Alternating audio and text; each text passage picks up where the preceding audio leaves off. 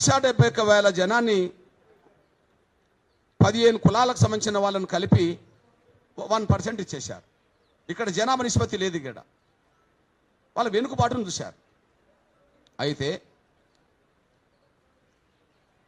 ఈ వెనుకబాటు నిజమే అవుతే ఆ రీత్యా మాకు కూడా వర్తించాలి కదా. మేము వెనుకబడిపోయిన వాళ్ళమే కదా. మరి ఈ వెనుకబాటు నిజమవుతే మా వెనుకబాటు నిజమే. ఎగ్జాంపుల్, ఇప్పుడు ఈ గవర్నమెంటే మాకు 9% కేటాయించింది అనుకుందాం. ఇప్పుడు ఈ గవర్నమెంటే 9% కేటాయించింది. ఏ రంగంలో నిన్నటి వరకు 9% లేదు కదా మాకు. విద్యారంగంలో, ఉద్యోగ రంగంలో, రాజకీయ రంగంలో, ఏ రంగంలో మా షేర్ 9% రాలేదు కదా. 4, 5, 3% వచ్చింది అనుకో, మేము వెనుకబడ్డట్టే కదా. మొదటి గ్రూపు వెనుకబడ్డదని చెప్పి 1,71,000కు ఒక 1% ఇచ్చినప్పుడు ఆ నిష్పత్తిలో మేము కూడా నష్టపోయిన వర్గమే కదా. పోనీ 1,71,000 కాదు, దాన్ని డబుల్ చేసి 3,40,000 అని ఇవ్వాలి కదా. దాన్ని డబుల్ చేసి 3,40,000 ఇవ్వాలి కదా. 3,40,000 ఇచ్చినా మాకు 11% వస్తుంది. మొదటి గ్రూపుకు అన్ని రకాలుగా వెనుకబాటాన్ని మీరు గుర్తించి జనాభా లేకపోయినా 2 లక్షల లోపాలకు 1% ఇచ్చారు. ఓకే, మేము జనాభా ఉన్నాం, మీరు దాని ప్రకారం ఇవ్వలే. మా వెనుకబాటు ఉన్నది, కమిషన్ నివేదికలు సాక్ష్యం. 10% ఉండి 5% పొందడం అంటే 5% మేము కోల్పోయిన వాళ్ళం కదా, నష్టపోయిన వాళ్ళమే కదా.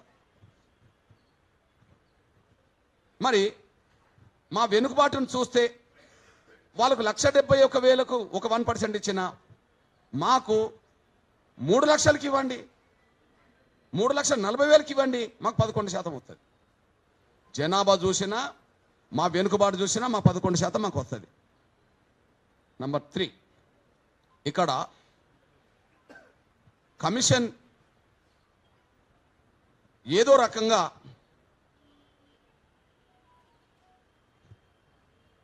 ఈ అత్యంత వెనుకబడ్డ కులం అంటున్న ఆ ఏ గ్రూప్లోకి మొదటి గ్రూప్లోకి అత్యంత అడ్వాన్స్ అయిన కులాన్ని తీసుకొచ్చి పెట్టారు మళ్ళీ. అది ఇంపార్టెంట్. అత్యంత అడ్వాన్స్ అయిన కులం మీ దృష్టికి తీసుకొస్తున్నా. ఇప్పుడు గంటా చక్రపాణి కులం ఏంటిది? పంబాల. వాళ్ళ ఇంట్లోనే 3-4 ప్రొఫెసర్లు ఉన్నారు. వాళ్ళ జనాభే 1000 లేదు, కానీ వాళ్ళు దాదాపు 100 మందికి పైగా ఉద్యోగస్తులు ఉన్నారు. వాళ్ళు 100 మందికి పైగా ఉద్యోగస్తులు ఉన్నారు. వాళ్ళ జనాభే 1000 లేదు, 10 కుటుంబాలకు ఒక ఉద్యోగస్తుడు ఉన్నారని అర్థం అనుకో. వాళ్ళ ఇంట్లోనే 3-4 ప్రొఫెసర్ ఉన్నారు అనుకోండి. అందులో డక్కల ఉన్నది 2,558 జనాభా గలది డక్కల. ఈ 2,558 గల జనాభా గల డక్కలకి ఒక ఉద్యోగం అని ఉన్నదా? మీరు అందరికంటే వెనుకబడ్డ వాళ్లకు, ఎవరు పట్టించుకోలేని వాళ్ళకు 1% అని చెప్పిన మీరు అడ్వాన్స్ అయిన కులాన్ని తీసుకొచ్చి ఎట్లా పెడతారు ఇలా? మీకు ఒక విషయం చెప్తున్నా. ఇదే గంటా చక్రపాణి మాలలుగా అందరినీ ఆర్గనైజ్ చేయడానికి ఇంటర్నెట్ ప్రయత్నం చేసిండు, కానీ వాళ్ళ సొంత కులస్తులకు ఫోన్ల ద్వారా ఏం చెప్పిండంటే, మనం మాలల్లో పోవద్దు, మాలల్లో పోతే మనకు అవకాశాలు రానివ్వరు, మనం ఏ గ్రూపు కోరుకుందాము అందులో నేను చేర్పిస్తా, ఓకే మీరు పంబాలని రాసుకోండి అని చెప్పి అందరిని గైడ్ చేశాడు. ఫోన్ల ద్వారా గైడ్ చేశాడు. కాదని చెప్పండి, నేను చెప్తున్నా. ఆయన ఎవరెవరు ఫోన్ చేసిండో నేను చెప్తా. ఆయన మాల కింద వచ్చాడు కదా. ఈ విషయం ఎందుకు చెప్తున్నంటే, అంతకుముందు ABCD జరిగినప్పుడు ఈ పంబాలనే కులం ఎందులో ఉన్నది? అడ్వాన్స్ క్యాస్ట్లో ఉన్నది. ఈ పంబాలనే కులం ఎందులో ఉన్నది? అడ్వాన్స్ క్యాస్ట్ ఉన్నది. అంటే అభివృద్ధి చెందిన కులాల లిస్టులో ఉన్న వాళ్ళను అందరికంటే వెనుకబడ్డ కులాల లిస్టులో ఎట్లా చేస్తారు? ఆ కులాన్ని ఒక కులంలో 2,500 మంది ఉన్నా ఒక ఉద్యోగం ఉండదు. ఒక కులంలో 1,000 మంది ఉంటారు, 100 ఉద్యోగస్తులు ఉంటారు, ప్రొఫెసర్లు ఉంటారు. అంటే వెనుకబాటు ప్రాతిపదిక మీదనే 1% కేటాయితే అడ్వాన్స్ అయిన కులం నుంచి తీసుకొచ్చి ఎట్లా పెడతారు? మీరు చూడండి, మధ్యస్థంగా లబ్ధి పొందింది షెడ్యూల్ కులాలు అంటేనే మాదిగల కింద కులాలు వస్తారు. కానీ మెరుగైన ప్రయోజనం పొందిన షెడ్యూల్ కులాలని మీరే పెట్టారు కదా.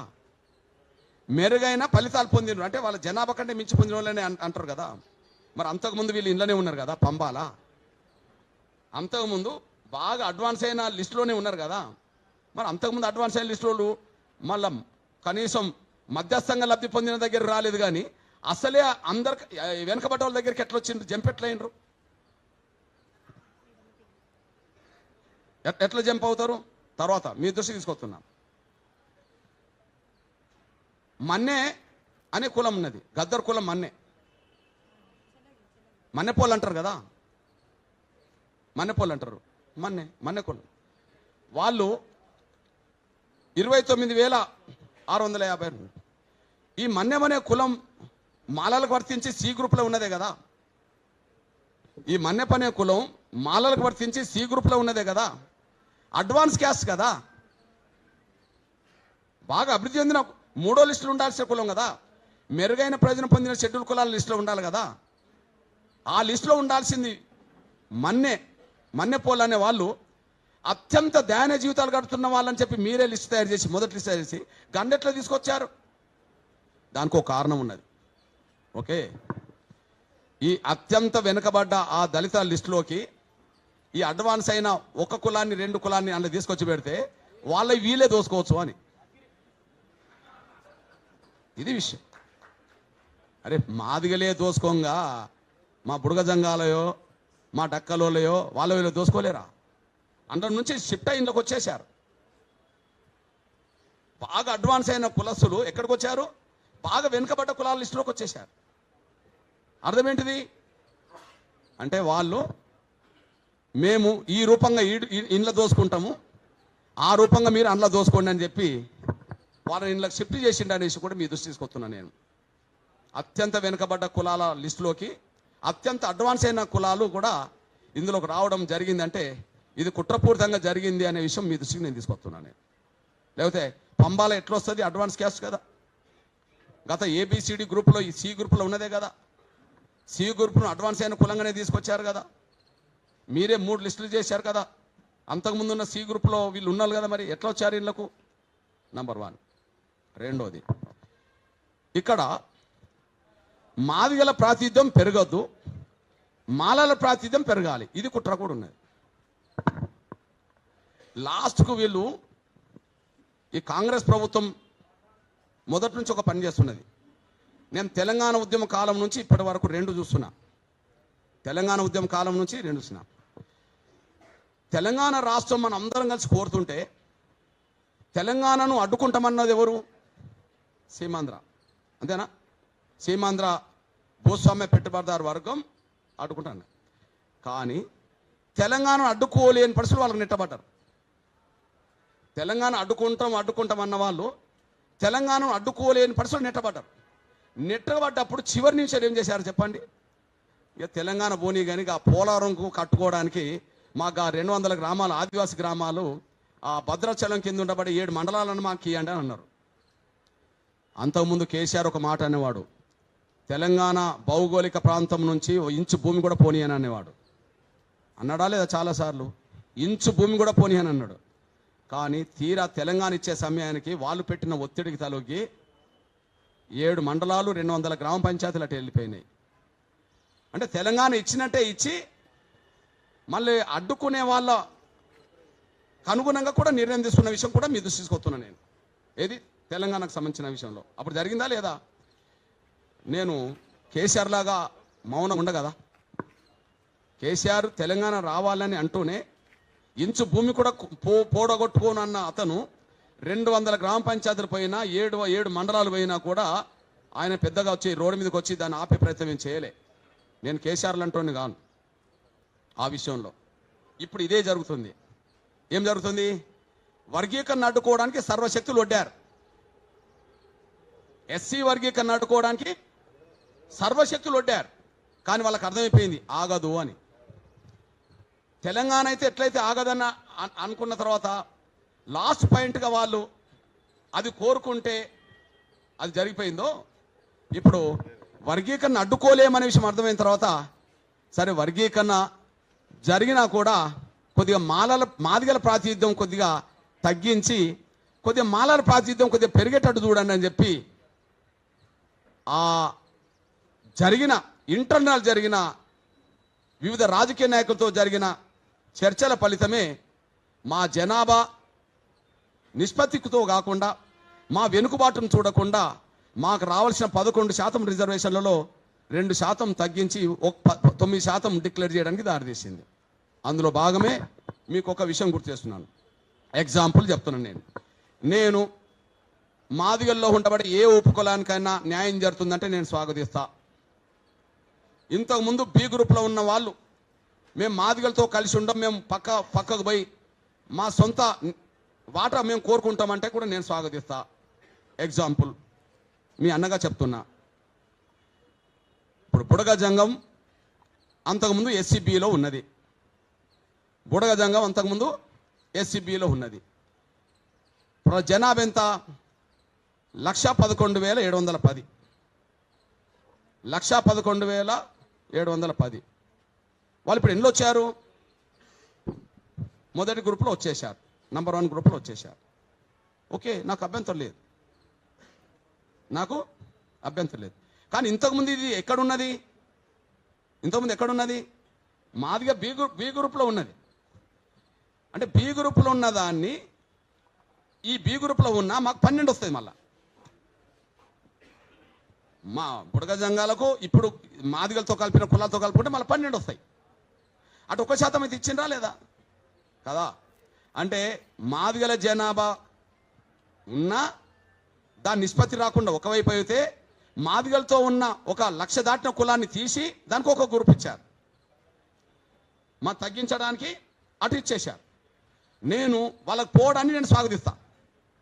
కానీ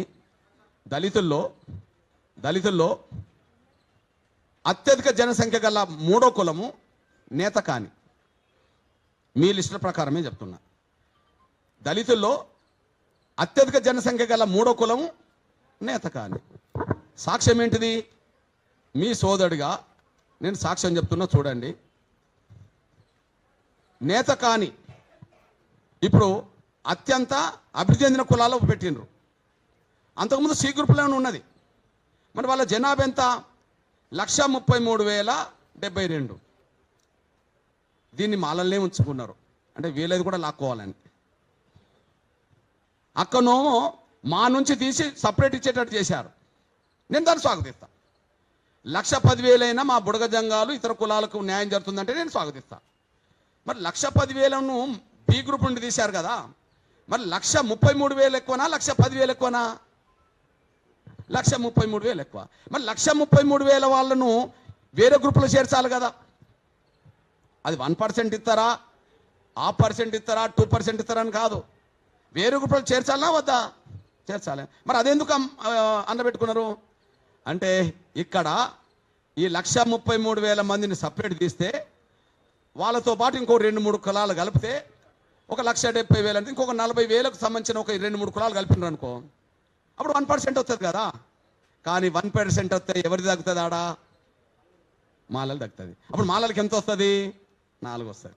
అంటే వాళ్ళది మాత్రం 4 వచ్చే కాడ 5 చేసుకోవడానికి 1,33,000 నేతకాళ్ళని అందులో పెట్టుకుంటారు. కానీ మాదిగలకు 11% రావాల్సిన చోట వీళ్ళకు ఎక్కువ వస్తుందని చెప్పి మాదిగల నుంచి ఉండబడే బి గ్రూపులు ఉండే వాళ్ళను నా బుడగ జంగాలను పక్కకు పెట్టిస్తారు. 1,10,000కు ఒక గ్రూప్కు చేయడానికి మేజర్ క్యాస్ట్గా చూసినప్పుడు 1,33,000 మంది ఉండబడే నేతకాన్లు ఎందుకు చూడలేకపోయారు? కారణం ఏంటి అంటే ప్రతి దశలో మా జనాభా పరంగా ఇవ్వలేదని రుజువు అవుతుంది, మా వెనుకబాటు చూడలేదని రుజువు అవుతుంది. అదే సమయంలో అత్యంత వెనుకబడ్డ వాళ్ళలో 1 గ్రూప్లోకి అత్యంత డెవలప్ అయిన కులాలను చొరబడి వాళ్ళ అవకాశాలు దోచుకోవడానికి సిద్ధపడతానని రుజువు అవుతుంది. మరొక వైపు 3వ స్థానం మీరు నిన్న వివేక్ గారి స్టేట్మెంట్ చూడండి. అసెంబ్లీలో వివేక్ గారి స్టేట్మెంట్ చూడండి. ఏం చెప్పారు? దళితుల్లో 3వ అత్యధిక జనసంఖ్య ప్రజలు నేతకాని ప్రజలు, వాళ్ళకు ప్రత్యేక కార్పొరేషన్ పెట్టమని గతంలో నేను కోరాను అని అన్నాడు ఆయన. నిజమే, ఎన్నికల సమయంలో, పార్లమెంట్ ఎన్నికల సమయంలో అక్కడ నేతకాని బిడ్డ బీజేపీలో పోటీ చేస్తుంటే తన కొడుకును కాంగ్రెస్లో పోటీ పెట్టినప్పుడు ఈ నేతకాని వాళ్ళందరూ నేతకాని బిడ్డకు ఓటేయకుండా కొంతమంది నేతకాని లీడర్లను తీసుకొచ్చి, చూడండి, నేతకాని కార్పొరేషన్ ఏర్పాటు చేయండి అంటే వాళ్ళ కొడుకు నేతకాని ఓట్లు వేయించుకోవడం కోసం. అప్పుడు పెద్దపల్లి పార్లమెంట్ అభ్యర్థి ఎవరు? బీజేపీ నేతకాని. అంటే నేతకాని ప్రజలు నేతకాని బిడ్డకు ఓట్లు లేకుండా చేసుకోవడానికి కొంతమంది నేతకాని నేతల్ని తీసుకెళ్ళి ఇదే వివేకు నేతకాని వాళ్ళకు ప్రత్యేక కార్పొరేషన్ ఇవ్వమని కోరిండు. ఇది సాక్ష్యమే కదా. మరి నేతకాని ప్రజలకు మాలలతో సంబంధం లేకుండా, మాదిగలతో సంబంధం లేకుండా మాదిగ కార్పొరేషన్తో పాటు నేతకాని కార్పొరేషన్ కూడా ఏర్పాటు చేయాలన్న మీరు, మరి నేతకాని ప్రజల జనాభా నిష్పత్తి ప్రకారం వాళ్ళకు ప్రత్యేకంగా 1% కేటాయించమని ఎందుకు కోరలేదు? ఎన్నికలకు ముందు మాత్రం నేతకాని వాళ్ళకు ప్రత్యేక కార్పొరేషన్ కావాలి నీ కొడుకు ఓట్లు వేయించుకోవడం కోసం. కానీ ఇప్పుడు వర్గీకరణ జరిగే సమయానికి మాత్రం వాళ్ళ జనాభాను కూడా చూపించి మీరు దోసుకోవాలి. మాదిగల కాడికి వచ్చేటప్పటికేమో బి గ్రూప్లో ఉన్న వాళ్ళను 1,10,000 ఉన్న వాళ్ళని పక్కకు పెట్టి 1% ఇవ్వమని చెప్తారు. 1,33,000 ఉండబడే నేతకాని వాళ్ళకి మాత్రం మళ్ళీ మీరే కలుపుకుంటారు. ఇదంతా అశాస్త్రీయంగా ఉన్నదనే విషయం కూడా స్పష్టంగా రుజువు అవుతుంది. ఇదంతా అశాస్త్రీయంగా ఉన్నదనేసి కూడా రుజువు అవుతుంది. మళ్ళీ నేను చెప్తున్నా, నంబర్ 1 ఓవరాల్గా ఎస్సీ వర్గీకరణను సమర్థిస్తూ నివేదిక ఇవ్వడాన్ని స్వాగతిస్తున్నా. ఎస్సీ వర్గీకరణకు అనుకూలంగా ముందుకు సాగుతున్న ప్రభుత్వ నిర్ణయాన్ని నేను స్వాగతిస్తున్నా. కానీ ఎస్సీ వర్గీకరణ చేసేటప్పుడు మీరు జనాభా చూస్తున్నారా, మీ వెనుకబాటుతనం చూస్తున్నారా? మీరు జనాభా చూడలేకపోయినరు, మీరు వెనుకబాటుతనం కూడా చూడలేకుండా పోయినరు. వెనుకబాటుతనమే మీరు చూస్తే ఆ వెనుకబాటుతనంలో అత్యంత అడ్వాన్స్ అయిన కులాలు ఎట్లొచ్చినాయి? జనాభా పరంగానే చూస్తే మా జనాభా నిష్పత్తి పరంగా మాకు రావాల్సిన దానికంటే ఎందుకు తగ్గినాయి? వెనుకబాటు ఉన్నది, మా జనాభా కూడా ఉన్నది. అంటే ఇక్కడ నేను అంటున్నా, కుట్ర జరిగింది. మా జనాభా పరంగా కూడా మాకు రిజర్వేషన్లు రప్పించే విషయంలో దామోదర్ రాజనరసింహ ఫెయిల్ అయిపోయాడు.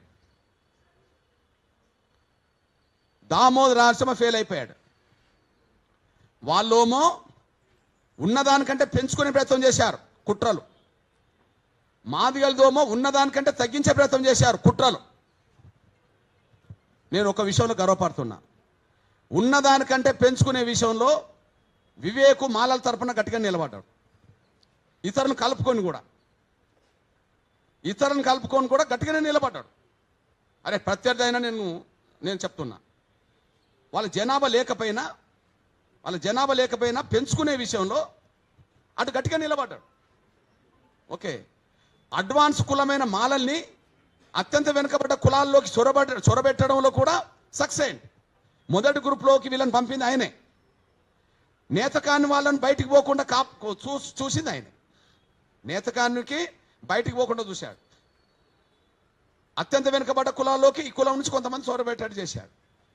ఈ రీత్యా మాలల పక్షాన వాళ్ళ వైపు న్యాయం లేకపోయినా, జనాభా లేకపోయినా వాళ్ళ వైపు నిలబడడంలో వివేకు పాత్ర గట్టిగానే ఉన్నది.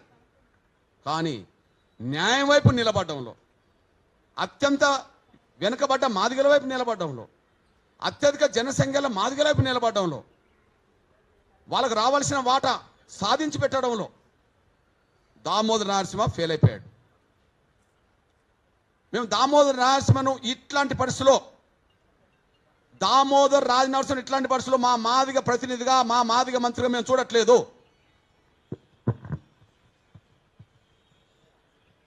దామోదర్ రాజనరసింహ గారిని మా మాదిగ ప్రతినిధిగా లేదా మా మాదిగ కోటలో వచ్చిన మాదిగ మంత్రిగా మేము చూడట్లేదు.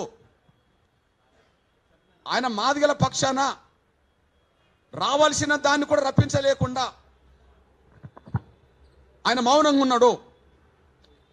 స్వార్థపరులు వాళ్ళ నిష్పత్తి కంటే ఎక్కువ పొందుతుంటే,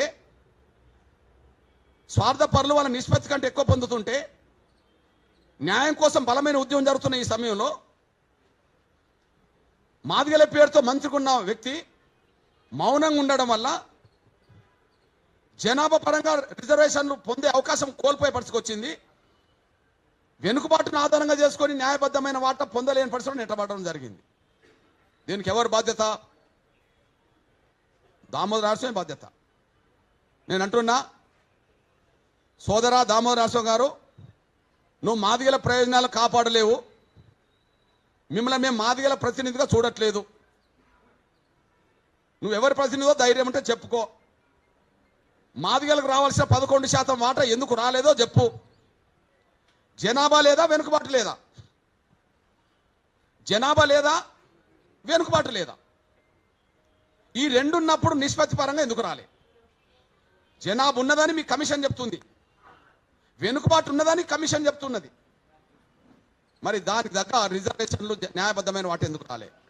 నీ మౌనం, నీ చేతగాంతనం, నీ చేతగాంతనం వల్ల నా మాదిగ బిడ్డలు, అత్యధిక జనసంఖ్యల నా మాదిగ బిడ్డలు తమ భవిష్యత్తుకు ప్రమాదంగా మారినవు నీ ప్రవర్తన వల్ల అనేసి కూడా రుజువు అవుతుంది. వాళ్ళ భవిష్యత్తుకు నువ్వే నష్టం తీసుకొస్తున్నావు. కాబట్టి మిమ్మల్ని మా మాదిగ ప్రతిగా చూడట్లేదు. నేను ఇక్కడి నుంచి డిమాండ్ చేస్తున్నా, రేపు మంత్రివర్గ విస్తరణలో దామోదర్ని తప్పించండి, మాదిగల్ని ఇద్దరిని తీసుకోండి. నా డిమాండ్ ఇది. రేపు మంత్రివర్గ విస్తరణలో జరిగితే మాదిగల ప్రయోజనాలు కాపాడలేని మంత్రి మాకెందుకయ్యా? మాదిగల బిడ్డలకు రావాల్సిన అవకాశాలు ఇచ్చడానికి సిద్ధంగా లేని మంత్రులు ఎందుకయ్యా? మీరు మీ కుటుంబం కోసమేనా? జాతి బిడ్డల భవిష్యత్తు మీకు పట్టదా? ఏళ్ళ తరబడి మీకేనా పదవులు? దశాబ్దాల తరబడి మీకేనా పదవులు? కనీసం ఏ కులం పేరు పెట్టుకొని, ఏ కులం పేరుని అడ్డం పెట్టుకొని ఈ స్థాయి పదవులు పొందుతున్నారో ఆ కులానికి న్యాయం చేయకపోయినా అన్యాయం జరగకుండా చూడాలి కదా. ఆ కులానికి మీరు దోష పెట్టకపోయినా ఆ కులం అవకాశాలు ఇంకోటి దోసుకోకుండా చూడాలి కదా. ఒక కాపలదారుడు ఉండాలి కదా. నువ్వు ఆ పని చేస్తలేవు కదా. ఎందుకు నువ్వు కాంగ్రెస్ అధిష్టానానికి విజ్ఞప్తి చేస్తున్నా, ముఖ్యమంత్రి పరిధిలో ఉంటుంది మంత్రివర్గ విస్తరణ. దామోదర్ తప్పించండి, మాదిగల నుంచి ఇద్దరిని మంత్రులుగా చేసుకోండి. ఎవరైనా చేసుకోండి, మాదిగల నుంచి ఇద్దరు రావాలి. రెడ్లు నలుగురు ఉన్నప్పుడు మాదిగలు ఇద్దరుంటే తప్పేంటి? రెడ్డి సామాజిక వర్గం సంబంధించిన వాళ్ళు నలుగురుంటే మాదిగలు ఇద్దరుంటే తప్పేంటి? మేము ఇద్దరిని కోరుతున్నాం, దామోదర్ తప్పించండి. ఇకపోతే నేను ఒక విషయం గుర్తు చేస్తున్నా. మాకు జరిగిన అన్యాయం రేవంత్ రెడ్డి గారికి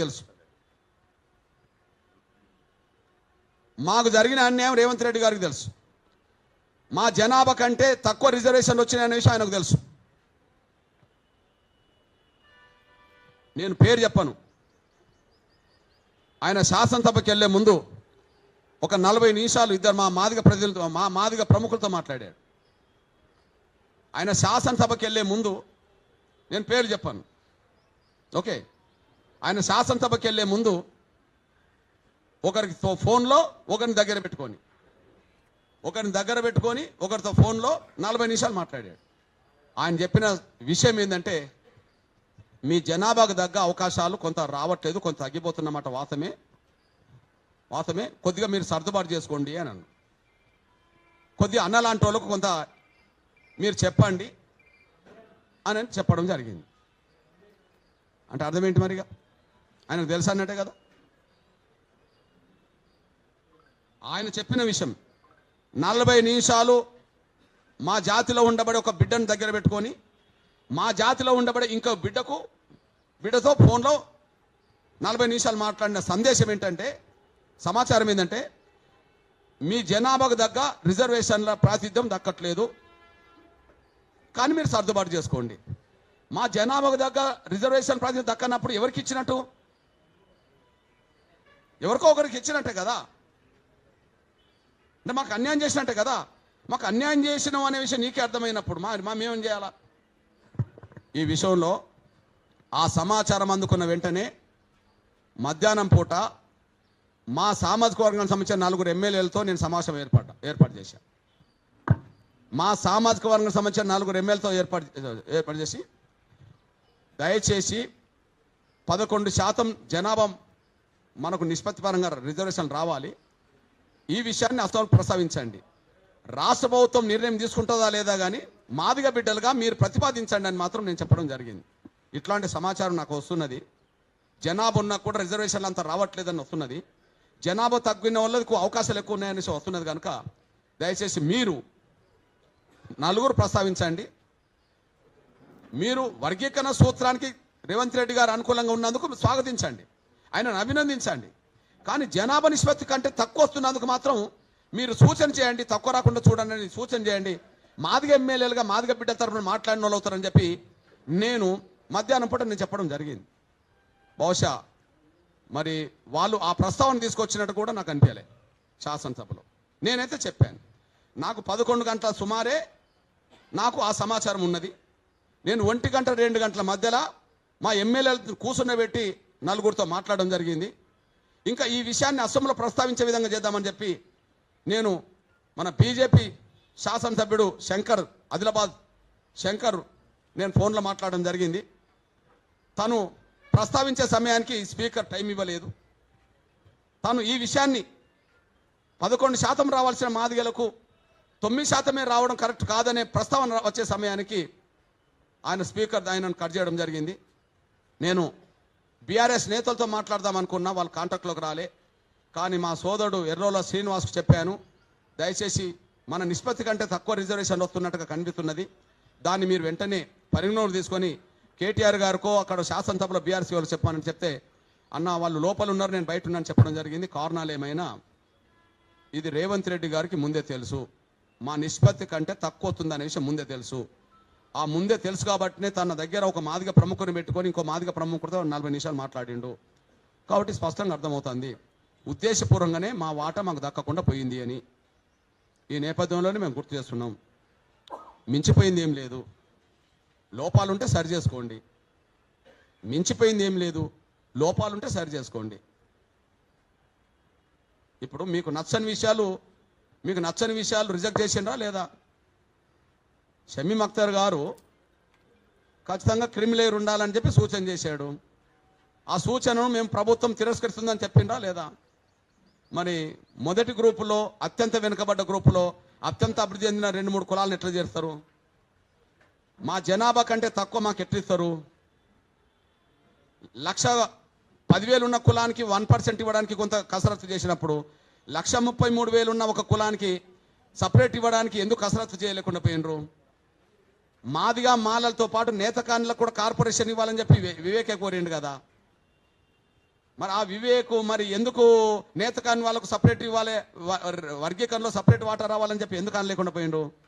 అంటే ఇక్కడ మాదిగల వాట పెరగకుండా చూడడానికోమో ఇటు పంపడం, ఆడ మాలల వాటను పెంచుకోవడానికోమో మెజార్టీ కులాస్తులు అయిన నేతకాలను కలుపుకోవడం.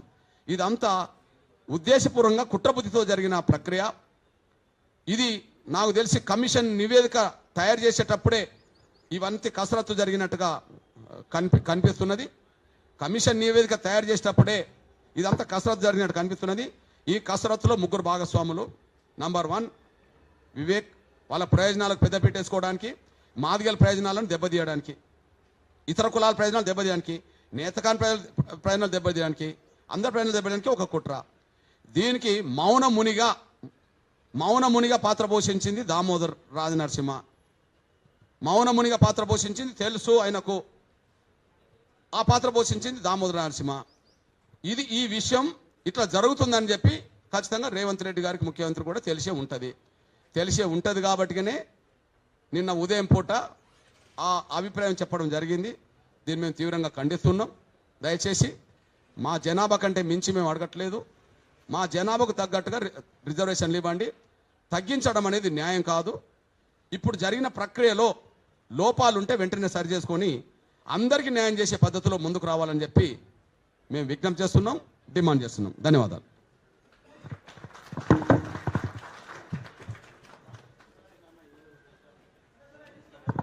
సరే, తర్వాత రాష్ట్ర వ్యాప్తంగా నిన్నటి నుండి మా శ్రేణులు ఇప్పుడు కాంగ్రెస్లో ఉండబడే మాదిగలోమో గాంధీ భవన్ కాంచి మొదలుకుంటే చాలా మేము అన్నీ సాధించి పెట్టినామంటే అసలు 2% ఎందుకు రాకుండా పోయిందో వాళ్ళు చెప్పుకొని విజయోత్సవాలు చేసుకోవచ్చు. మేమైతే అటువైపు వెళ్ళలేదు. కానీ మా ప్రజలందరూ ఏం మాట్లాడుతున్నారో అసలు ఏం జరుగుతుందనే విషయంలో టెన్షన్తో ఎదురు చూశారు. దానికి మన వాళ్ళకి సమాచారం ఇవ్వడం కోసం ఇదంతా జరిగింది. కాకపోతే ఏదైతే 7వ తారీఖు నాడు లక్షల డప్పుల గుండె చప్పుడు 1000 గొంతుల కార్యక్రమం ఏదైతే ఉన్నదో దానికి పర్మిషన్ ఇవ్వలేదనేది ఇప్పటివరకైతే జరుగుతున్నది. మన బృందం పృథ్వీరాజు, నరేష్, ఇస్మాయిల్, శ్రీనివాసు వీళ్ళందరూ నాయకత్వంలో డీజీపీ గారిని కూడా కలిసి రిక్వెస్ట్ చేసింది. ఇది కేవలం వర్గీకరణ డిమాండ్ అనుకూలం వ్యతిరేకం అనేది కావద్దు, ప్రభుత్వం వ్యతిరేకం కాదు. ఒక సాంస్కృతిక కార్యక్రమంగా అది తెలంగాణ ప్రజలు మన దేశం గర్వపడే విధంగా, ప్రపంచం చూసే విధంగా 1,00,000 డప్పుల వాయిద్యాలతో గొప్ప ప్రదర్శన జరగబోతుంది. అది మనకు గర్వకారణం. మీరు అట్లా చూడండి అంటే లేదు ఇచ్చే ప్రసక్తి లేదన్నట్టుగానే మాట్లాడడం జరిగింది. ఇది బహుశా కమిషనర్ అదే మాట అన్నాడంటే, డీజీపీ అదే మాట అన్నాడంటే ఇది ప్రభుత్వం ఉద్దేశపూర్వకంగానే ఆపింది అనేది, ముఖ్యమంత్రి ఆపిండి అనే విషయం కూడా స్పష్టంగా అర్థమవుతుంది. కానీ అప్పీల్ చేస్తున్నాం మీరు పర్మిషన్ ఇవ్వాలని చెప్పి. అయితే రేపు లేదు ఎల్లుండి జరగాల్సిన ఇది మాత్రం మేము వాయిదా వేస్తున్నాం. ఏదైతే 7వ తారీఖు నాడు ఉందో 7వ తారీఖు నాడుకు సంబంధించిన కార్యక్రమం అందరూ ఒక బాధాకరమైన విషయం ఏంటంటే వేలాది వాహనాలు బుక్ చేసుకున్నారు. బహుశా 7కు బుక్ చేసుకుంటే మళ్ళీ 8కో 9కో రమ్మంటే వెంటనే రాలేరు కదా. అది చాలా మాకు బాధే. కాకపోతే మేము ప్రభుత్వంతో ఘర్షణ కోరుకోవట్లేదు కాబట్టి ప్రభుత్వం ఒక సాంస్కృతిక కార్యక్రమంగా భావించుకొని ఈ వర్గీకరణకు సంబంధించిన అంశంతో సంబంధం లేకుండా ఇది దేశంలో ప్రపంచంలో ఎక్కడ జరగని ఒక సాంస్కృతిక కార్యక్రమంగా అది మన తెలంగాణ ప్రజలకు, హైదరాబాద్కు, మన దక్షిణాదికి తెలుగు ప్రజలందరూ గర్వకారణంగా నిలబడే ఒక గొప్ప కార్యక్రమం. దానికి పర్మిషన్ కోసం మళ్ళీ కోరుతాం. 7వ తారీఖు నాడు పెట్టేది మాత్రం అది మేము వాయిదేస్తున్నాం. మళ్ళీ ఒక అనువైన ప్లేస్ను 10 రోజులకో 15 రోజులకో ఖచ్చితంగా తేదీ రేపెల్లుండి మళ్ళీ డిక్లేర్ చేస్తాం. కానీ మన ప్రభుత్వంతో ఒకసారి మాట్లాడి ఖచ్చితంగా పర్మిషన్ ఇవ్వండి అని చెప్పి మేము కోరుతాం. రేపులేదు ఎల్లుండి నిర్వహించతలపెట్టిన ఆ కార్యక్రమాన్ని ప్రస్తుతం అయితే వాయిదేస్తున్నామని చెప్పి ప్రజలు గుర్తించాలని చెప్పి నేను విజ్ఞప్తి చేస్తున్నా. అయితే కార్యక్రమం వాయిదేస్తున్నాం కానీ డప్పుల కొనుగోలు మాత్రం ఇంకా వేగవంతం చేయాలని కోరుతున్నా. కార్యక్రమం ఒక 10 రోజులు వారం రోజులు వాయిదా ఉంటుందేమో కానీ తేదీ డిక్లేర్ చేస్తాం. డప్పులను మాత్రం కొనుగోలు చేసే విషయంలో చాలా ముందుకెళ్ళండి. ఈ తెలుగు రాష్ట్రాల్లో అన్ని షాపుల్లో అన్నీ దొరుకుతున్నాయి కానీ ఈ వాయిద్యానికి సంబంధించిన షాపుల్లో డప్పులు దొరుకుతలేవు. ఆ కొరత బాగున్నది. ఆ కొరత ఎంత ఉన్నదంటే ఆ డప్పులను ఉత్పత్తి చేసే పరిశ్రమలు ఉన్నాయో ఆ పరిశ్రమలు కూడా ఆర్డర్ ఇచ్చినా కూడా అందించలేకుండా పోతున్నారు. అంటే అంత డిమాండ్ పెరిగింది. మళ్ళీ ఏంటంటే 400 దొరికేది ఇప్పుడు 700, 900 దాకా పోతుంది. అది సరే 1000 అయినా కొనడానికి సిద్ధంగా ఉన్నారు, కింద మీద పడి కొంటారు. కానీ అదైతే జరుగుతున్నది. దయచేసి డప్పులు కొనే విషయంలో ప్రతి ఇంటికి డప్పు కొనే విధంగా ప్రతి గ్రామంలో ఉన్నబడే కార్యకర్తలు, నాయకులు, ప్రజలందరూ కలిసి ఇంటింటికి డప్పు కొనుక్కొని రెడీ పెట్టుకునే విషయంలో మాత్రం మీరు సిద్ధంగా ఉండాల్సిందిగా ఎప్పుడైనా జరుగుతుంది. ప్రపంచం మొత్తం మన వైపు చూసే విధంగానే ఆ ప్రదర్శన జరగబోతుంది. ఖచ్చితంగా సిద్ధంగా ఉండాల్సిందిగా నేను కోరుతున్నాను.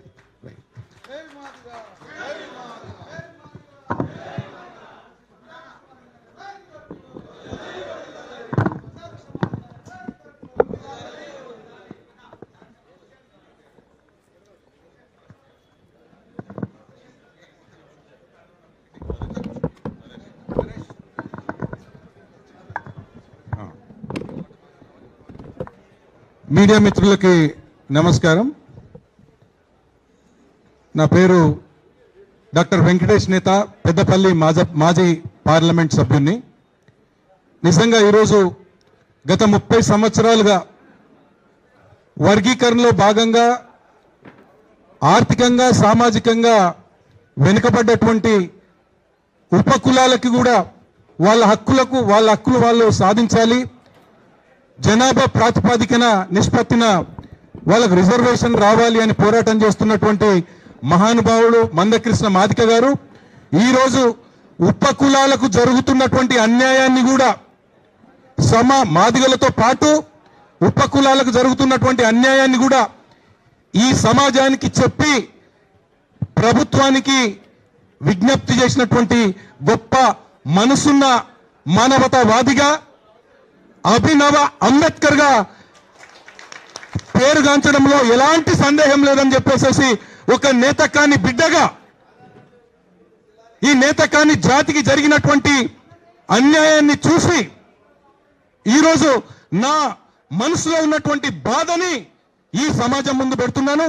అన్న, మీలాంటి ఒక గొప్ప మానవతావాది, అన్ని ఉపకులాలు, సమాజంలో ఉన్నటువంటి అగ్రవర్ణాల్లో ఉన్నటువంటి పేదవాళ్ళు కూడా బాగుండాలని కోరుకునేటటువంటి మీరు మనస్ఫూర్తిగా మీకు నేతకాని జాతి బిడ్డగా పాదాభివందనం చేస్తున్నామన్నా. ప్రతి సమస్యలో, ప్రతి అంశంలో నేతకాని జాతితో పాటు నేతకాని జాతిలో పుట్టినటువంటి ఒక బిడ్డగా అన్ని అంశాలలో మీ అడుగులో మీ కృతజ్ఞతలు తెలియజేస్తూ మీ అడుగులో అడుగై నేనుంటానని చెప్పేసి ఈ సభాముఖంగా తెలియజేస్తాను ఉన్నాను. జై భీమన్న, ధన్యవాదాలు. చిన్న ఒక ప్రతిపాదన, వీళ్ళు పంజాబ్, హర్యానా, తమిళనాడు చూసి వచ్చిందని వీళ్ళు చెప్పారు. అధ్యయన బృందం పోయినా చెప్పారు. తమిళనాడులో 2 గ్రూపులు, పంజాబ్లో 2 గ్రూపులు, హర్యానాలో 2 గ్రూపులు, 1-2 లాగానే ఉన్నాయి. ఓకే, ఇక్కడ 3 చేశారు, ఇక్కడ 3 చేశారు. చేస్తే మాలా లేదా వాళ్ళకు అందుబాటులో ఉండబడే వాటిని ఒక దగ్గర చేర్చండి, మాదిగా అందుబాటులో ఉన్న చేర్చండి, లేదు 4 చేయండి. మళ్ళీ నేతకాన్ని కూడా సపరేట్ ఇవ్వండి. నేతకాన్ని కలుపుకొని వాళ్ళ అవకాశాలు ఎందుకు దోసుకోవాలి? ఇప్పుడు వాళ్ళ అన్నకు బెల్లంపల్లి టికెట్ వచ్చింది, మరి అక్కడ నేతకాన్ని పెట్టే కదా మరి ఓడించింది. మొన్న పార్లమెంటులో పెద్దపల్లి నేతకాన్ని బిడ్డకే బీజేపీ టికెట్ ఇచ్చింది. మరి నేతకాని బిడ్డ అని చెప్పి వాళ్ళు విత్డ్రా చేసుకోలేదు కదా, ఆయన ఓడించారు కదా. అవకాశాలు వచ్చినప్పుడు వాళ్ళే దోసుకోవాలి, వీళ్ళని కలుపుకొని వీళ్ళకి అడ్రస్ లేకుండా చేయాలి. ఇది ఎట్లా అవుతుంది? కాబట్టి మీరు 2 చేస్తారా 4 చేస్తారా, ఏదైనా సరే అందరికి న్యాయం జరిగే విధంగా సామాజిక వెనుకబాటు చూసుకోండి, లేదా జనాపరంగానే చూసుకోండి, అట్లా చేయండి. కానీ ఒకరికి 1,00,000 ఉంటే ఒకరికి పక్కకు పెట్టి 1,30,000కు పైగా ఉన్నా కూడా ఒకరిని లోపల పెట్టుకునే ఈ దుస్థితి వద్దు. అత్యంత వెనుకబడ్డ వర్గంలోకి మళ్ళీ డెవలప్ అయిన వర్గాన్ని చేర్చడం వద్దు. ఎవరి జనాభా ఎంతో వాళ్ళకి అవకాశాలు ఇవ్వాలని చెప్తున్నాను.